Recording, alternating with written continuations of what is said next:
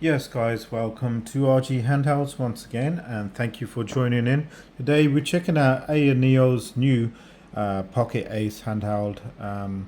This is yet another Android handheld that they've released. So their collection is hugely growing for Android handhelds. The last one I had was the Pocket Evo, which you can go ahead and check out my last review.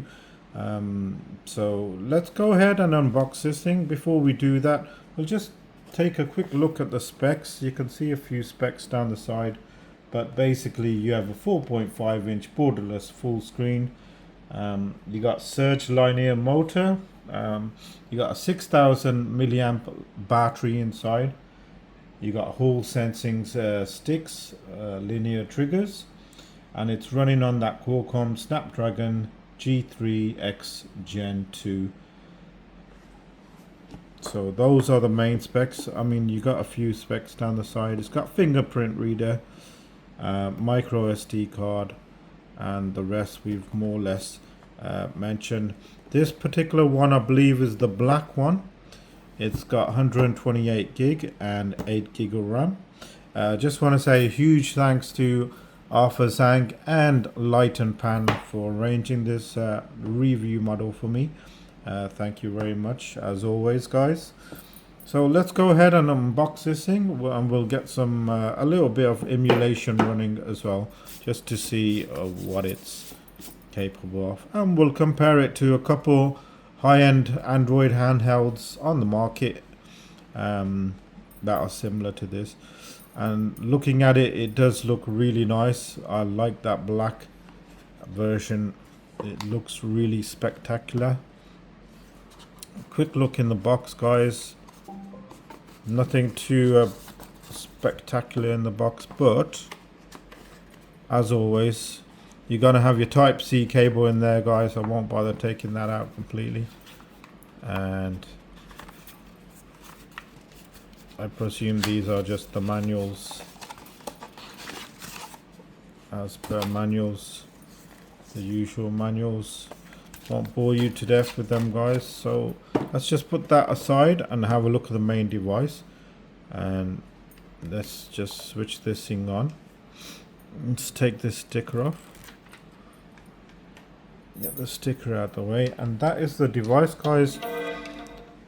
I really like it, to be honest. I mean, I've gone ahead and opened it and updated it and everything, and set it up for some emulation showcase. But looking around the device, it looks really nice. Now let's just compare it. Sorry, guys. Let's just compare it to one of the other little AyaNeo devices. That I really like. This particular one is the Pocket Micro. This is the older Pocket Micro, 6 gig of RAM, 128 gig. I know they'd run a new version just with the D-pad only. I think they call it the Classic. Just give you a size comparison to that. And let's bring in this little thing. Another top-end handheld out there, guys. You all know that one, the Retroid. The Retroid Flip 2. Just for comparison in size. There you go, guys. That is the size comparison. I mean, this is very premium as well. I do like that. I just wanted to show you guys, like, I mean, the Flip 2 is quite a bit thicker as well. So let's just put them little things out the way and concentrate on this little thing. So D-pad feels great as per usual. AyaNeo, I find their devices over time are getting much better. I really do like this design. I've come out with a cracking little design here. The sticks feel great on this one. I have put these caps on. You can see the rubber caps just to give me that extra grip. You know, because I do find the actual sticks a little small, but that's soon resolved by putting the caps on. And I love the way they've done the dedicated turbo button, which cycles through your power cycles. So you can leave it on game for gaming, or you can go up max for maximum performance. And you got the usual direct keys to your settings. There you go. A bit like the Steam Deck settings, which I find really useful indeed. That goes directly straight to the settings, and I find that extremely handy. The start and select buttons feel good. They're not clicky at all. They're very silent. That's what I like about them. I presume these are front-facing stereo speakers right here. That's a good thing. There's your air venting, pushing that air out. You got your touch ID, volume up and down. You got an LC button and an RC button there.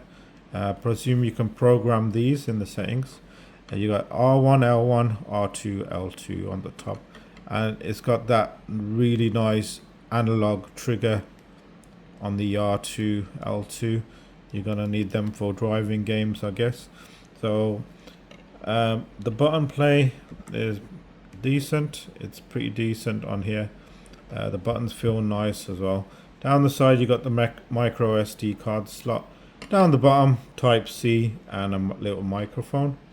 Around the back you got your air intake and a little sticker there, and then your little screw holes there.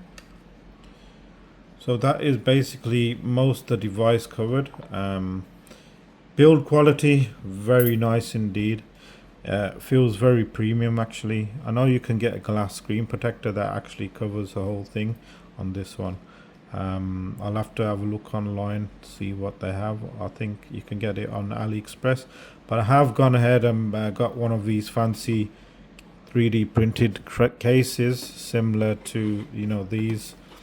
They've actually made one for this device in particular, AliExpress. So I've gone ahead and ordered one of them, because you do want to keep something like this, you know, well protected and in a case. So guys, a little bit more about the specs. We mentioned it's got all the 4.5 inch 3.2 aspect ratio, and it does 550 nits, which is around about 333 ppi. It's got an IPS color screen, which is pretty cool to have. Comes in 3 colors. This is the black. It'll come in a retro gray and a white. Those are the cool colors you can also get, guys. We all know about the chip. It's got the Adreno A32 that runs at 1 gigahertz. Your GPU. What else? I'm just looking online and see if there's anything. So it's got your fan, ultra thin cooling fan in there as well, to keep the thing very, very cool. It's got a high-tech cooling system in it, and that 6,000 milliamp battery to back it up, guys. So yeah, I think that will do for touching up on the specs. Let's get some emulation going on this thing. So if you guys bear with me, I'll be right back. So guys, just diving straight into some Switch emulation. You can see here it runs on the top left there, mostly 60 frames per second, which to me is pretty cool to be able to play. I'm using Sudachi, one of the latest Switch emulators. Let's see if we can zoom it in a bit for you guys. So yeah, it runs really great, as you can see. I'm using a dedicated GPU driver, turnip driver, to get this kind of smoothness.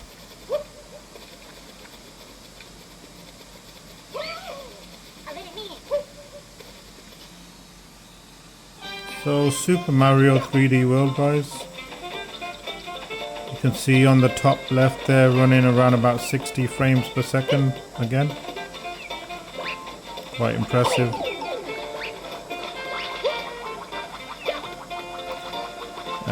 No stuttering, you can see it's just real smooth.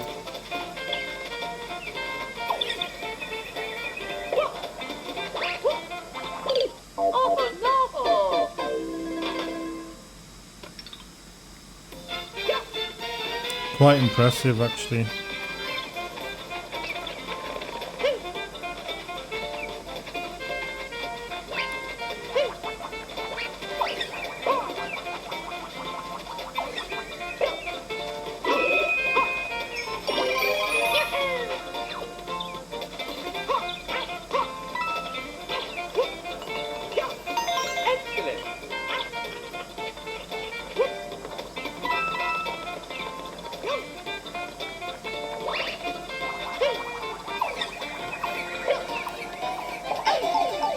So guys, we're checking out the ESDE front end of things. I've gone ahead and set ESDE up.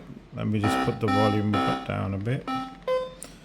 I find this user interface really nice, where you can scrape all your artwork and add your games and so on. I've put a few systems on here, GameCube and Super Nintendo, so we can check out a few systems.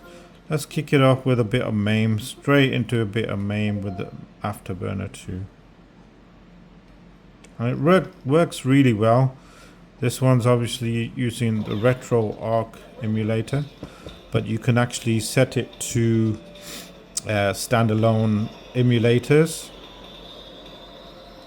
Still trying to figure out how to get the Switch emulator added to this, because it keeps asking for an outdated Skyline emulator. And you can see MAME runs extremely well on here.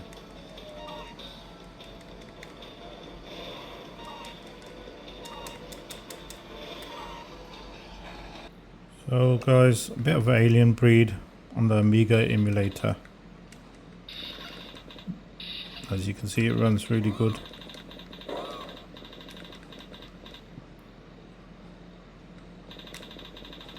You can map the analog sticks as well.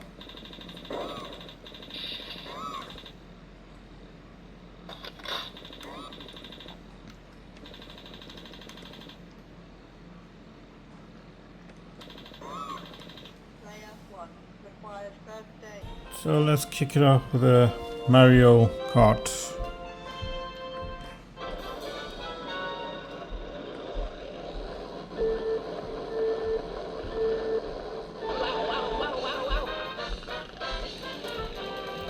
You see it runs really well on here.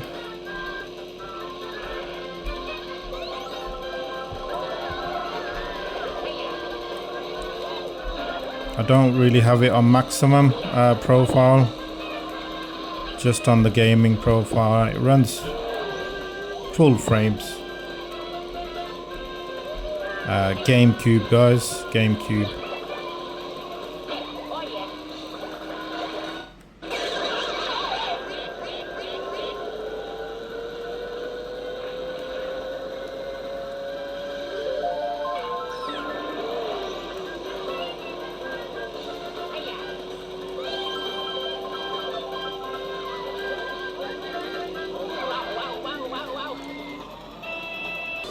Rogue Squadron, guys, let's finish off with this one.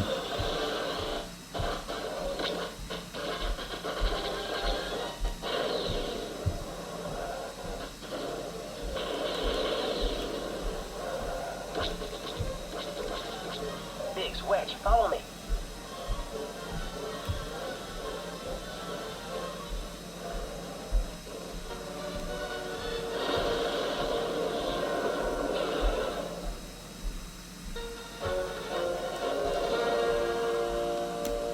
A quick one, guys. So that is it, guys. I'm going to leave it there. I'll be back in a sec. So that was the AyaNeo Pocket Ace, guys. I think it's a pretty very nice, well made Android handheld, and it's going to be hard to beat this one. It really is a nice pocketable device you can just throw in your pocket. It's got size comparisons, you know, not much that bigger than the old Micro, which is very nicely well made in metal. But I prefer this one, to be honest, because it has a lot more power in this device. You can compare it to a Retroid Flip 2, but even then it's more powerful than the Flip 2 because it's got the powerful Snapdragon processor in it, whereas this one doesn't have such a powerful. So you could go and play maybe PlayStation 3 on here as well. And I do really recommend putting standalone Sudachi, and then for your emulators just go ahead and put ESDS on there, and then just put RetroArch on there, guys. I think it's really cool. You'll have fun with this device compared to the other Android handhelds on the market. This one has